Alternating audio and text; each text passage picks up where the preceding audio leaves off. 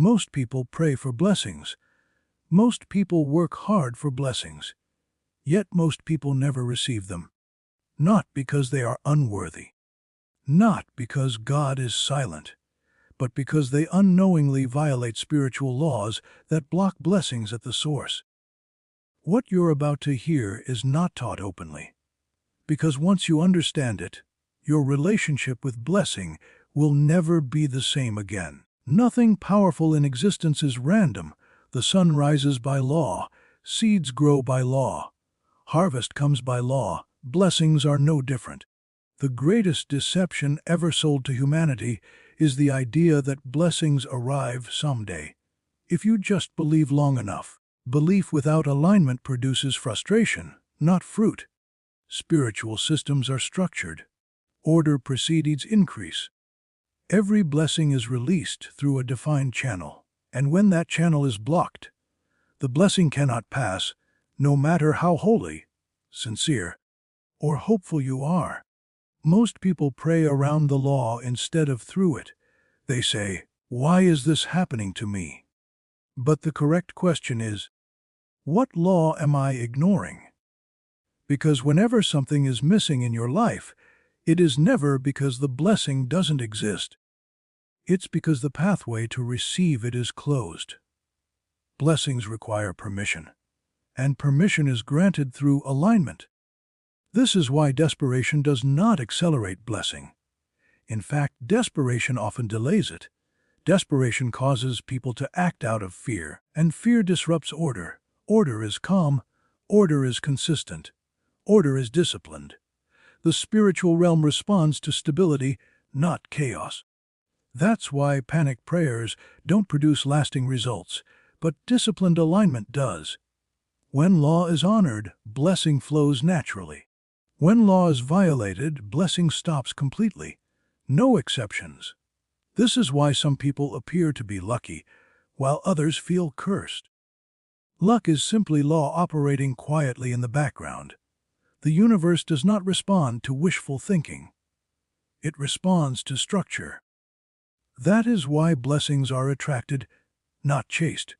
When you chase a blessing, you reveal that you are not positioned to receive it. But when you align with the law that governs it, the blessing begins to pursue you. This is the uncomfortable truth. Many people don't lack faith. They lack order. They pray for abundance while living in disorder. They ask for peace while feeding chaos. They seek increase while resisting responsibility. And law does not bend for contradiction. Blessings follow law the way water follows gravity, quietly, consistently, and without emotion. Desire is powerful, but desire alone is dangerous. Most people believe that wanting something deeply means they are close to receiving it. In reality, intense desire without alignment creates resistance. Desire is not a magnet. Alignment is. You can want growth, but if your habits are rooted in stagnation, growth will avoid you. You can desire abundance, but if your mindset is trained for scarcity, abundance cannot stay. This is why wanting more often results in waiting longer. Desire without preparation produces frustration. Desire without maturity produces destruction. Every blessing arrives with weight. If you are not structured to carry that weight, the blessing will crush you instead of elevate you. This is why delay is not denial, it is protection. Most people are delayed not because they are unworthy, but because they are unprepared. Preparation is alignment. Alignment means your inner world matches the level of the blessing you are asking for. You cannot ask for elevation while clinging to old thinking. You cannot pray for new doors while standing comfortably in old rooms. Blessings require space. If your life is cluttered with fear, resentment, inconsistency, and distraction, there is no room for increase. Alignment requires subtraction before addition. This is the part no one likes to hear. Before blessing comes, something must be released. Old habits, old identities, old emotional attachments. Many people pray for expansion but refuse transformation. And the system responds by waiting. Timing is not about when you want something. It's about when you can hold it. This is why impatience is a sign of misalignment. Impatience reveals that desire is running ahead of wisdom. True alignment is quiet. It doesn't rush. It doesn't beg. It prepares. When alignment is complete, blessing arrives suddenly. But suddenly only after a long season of unseen order. This is why it seems like blessings appear overnight for some people. What you don't see is the years of internal restructuring that happened first. Blessings do not respond to urgency. They respond to readiness. And readiness is not emotional, it's structural. You don't become aligned by asking more. You become aligned by becoming more. Becoming disciplined. Becoming consistent. Becoming responsible. Once alignment is established, desire no longer feels desperate, it feels certain. Because when law and alignment meet, blessing is inevitable. Not someday, not maybe, but guaranteed. Not every blessing is a gift. Some blessings are tests disguised as rewards. What you receive before you are ready can become the very thing that destroys you. This is why wisdom delays what emotion demands. Most people ask for more without considering the weight of more. They see the reward, but not the responsibility. They want the outcome, but not the discipline required to sustain it. Every blessing comes with maintenance. Increase requires management. Influence requires integrity. Abundance requires restraint. If these structures are missing, the blessing turns into pressure, and pressure exposes weakness. This is why sudden access ruins people. They receive what they prayed for, but not what they needed to handle it. What was meant to elevate them becomes the source of their collapse. Preparation is not optional. It is the price of longevity. Delay, then, is not cruelty, it is mercy. When a blessing arrives too early, it magnifies immaturity. It amplifies insecurity. It exposes flaws that were manageable in limitation but destructive in abundance. This is why some people peak early and disappear. They rose faster than their character could sustain. True blessing never outruns your capacity. Capacity is built slowly, quietly, and often painfully. It is forged in consistency, not excitement. In restraint, not indulgence. This is why waiting seasons feel heavy. They are shaping seasons. They are strengthening internal frameworks that cannot be rushed. You may feel overlooked, but you are being fortified. You may feel delayed, but you are being preserved. Because the system does not release what you admire, it releases what you can steward. Stewardship is proof of readiness. If you cannot manage stress, you are not ready for expansion. If you cannot manage small influence, you are not ready for greater reach.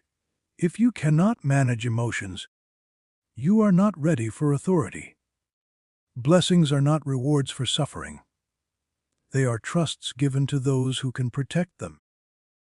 And this is why some prayers go unanswered, because answering them would do more harm than good. What you think is rejection may actually be restraint, and restraint is a form of love. Few people realize how many blessings are canceled before they ever arrive, not by fate, not by enemies, but by words. Words are not harmless. They are agreements. Every system responds to language. Not emotional language, but consistent language. What you repeatedly speak becomes what you authorize. This is why careless speech is costly. Complaining is not just venting. It is verbal alignment with lack. Self-pity is not humility. It is agreement with limitation. Doubt is not honesty. It is rejection of possibility. Many people pray with hope but speak with defeat. They ask for abundance in prayer, then declare scarcity in conversation. They ask for peace, then narrate chaos all day long, and the system responds to what is spoken most consistently. Words frame expectation. Expectation shapes behavior. Behavior determines outcome. This is why speech is not optional, it is formative. What you say about your life becomes the instruction manual for how reality interacts with you. When you repeatedly say, "Nothing ever works for me," you are not describing your life, you are programming it. When you say, "I'm always behind," you are not being realistic, you are reinforcing delay. The system does not argue with your words, it obeys them. This is why negative speech feels relieving in the moment, but expensive in the long run. It gives emotional release, but creates structural damage. Every complaint weakens alignment. Every declaration of defeat disrupts flow. This is why disciplined silence is sometimes more powerful than emotional honesty. Not everything you feel should be spoken. Blessings require verbal alignment. This does not mean pretending. It means choosing language that builds structure rather than erodes it. Your words should reflect where you are going, not where you are stuck. This is why gratitude accelerates blessing. Gratitude signals readiness. It declares stability. It communicates that you can recognize value even before increase arrives. Grateful people receive more because they prove awareness. Ungrateful speech tells the system that increase will be wasted. This is why some people receive quickly and others struggle endlessly, not because of intelligence or effort, but because of agreement. Your mouth is a gate. What you speak allows things to enter or forces them to leave. Many people unknowingly shut doors every day, then wonder why opportunities feel distant. They cancel blessings verbally, then chase them emotionally. Alignment begins with language. When your words change, your posture changes. When your posture changes, your decisions change. When your decisions change, outcomes change. This is the silent chain few notice. Speak disorder and you invite resistance. Speak alignment and you invite flow. This is not superstition. This is structure. Comfort feels safe, but safety rarely produces growth. Comfort preserves what exists, responsibility expands what exists. This is why stagnation often looks peaceful, but feels empty. Nothing is wrong, yet nothing is advancing. Life becomes predictable, controlled, and limited. The system does not reward comfort. It rewards capacity. Capacity is revealed through responsibility. When responsibility increases, the channel for blessing widens. When responsibility is avoided, the channel narrows. This is not punishment, it is protection. Many people pray for increase while running from accountability. They ask for elevation while avoiding pressure. They desire influence without obligation. But every blessing arrives with weight. Responsibility is the proof that you can carry weight without collapsing. This is why opportunities often appear disguised as burdens. What looks like stress is actually an invitation. What feels inconvenient is often the doorway to expansion. Those who reject responsibility reject the pathway to blessing. The system watches how you handle what no one is forcing you to do. It observes how you show up when there is no applause, no reward, and no recognition. Faithfulness in unseen responsibility signals readiness.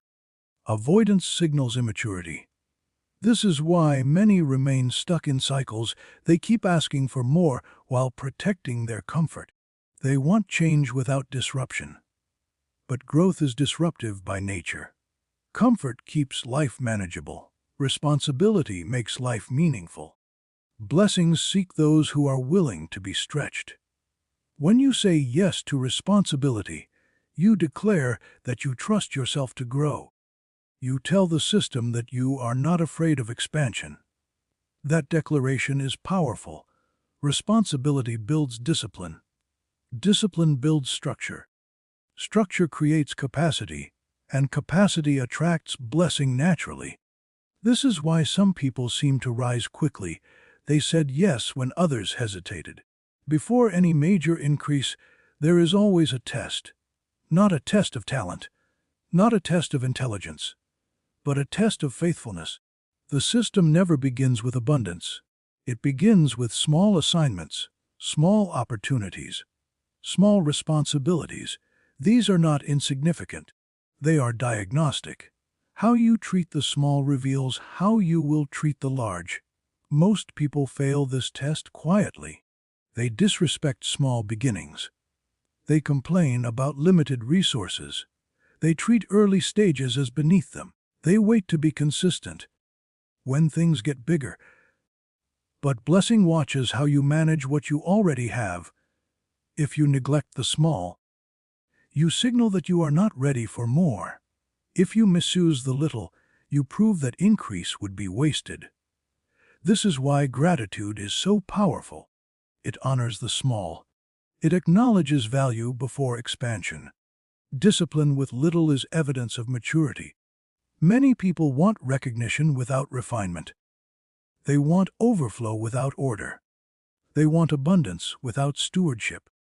But the system does not reward potential, it rewards practice. Faithfulness is practiced in repetition, in showing up daily, in maintaining standards when no one is watching. This is why consistency is more valuable than intensity. Intensity impresses people. Consistency impresses the system. Those who chase big moments often miss daily discipline. But daily discipline is what unlocks sustained blessing. Small obedience opens large doors. This is why shortcuts fail. They bypass the test. They skip the preparation stage. What arrives through shortcuts leaves through pressure. True blessing arrives slowly enough to build roots.